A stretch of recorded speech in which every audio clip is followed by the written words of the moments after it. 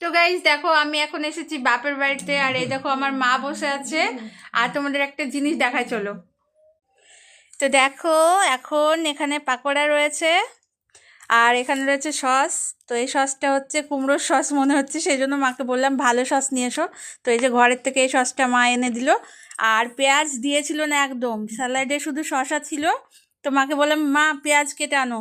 তো দেখো মা পেঁয়াজ কুচি করে নিয়ে চলে এসেছে। তো দেখো বন্ধুরা, এখন আমরা খাবো টিফিনে পাকোড়া। আর পাকোড়া এনেছে এই যে দেখো আমার বাবা। পাকোড়া আর এখানে আছে জিলাপি। তো আজকে আমাদের এখানে হচ্ছে কার্তিক লড়াই। তো এখানে দেখো পাকোড়া। তো আমরা এখন এই পাকোড়াগুলো খাবো বসে বসে। তো তোমরা আর কি করবে, তোমরা খালি আমার ভিডিও দেখো আর পাকোড়াটার কথা ভাবো। আর যদি বেশি খেতে মন চায় তাহলে বাজার থেকে অবশ্যই কিনে এনে খেয়ে নিও। তো চলো বন্ধুরা, আমরা এখন খেয়ে নিই। তো এখনকার মতন টাটা। আর আমি একদিনের জন্য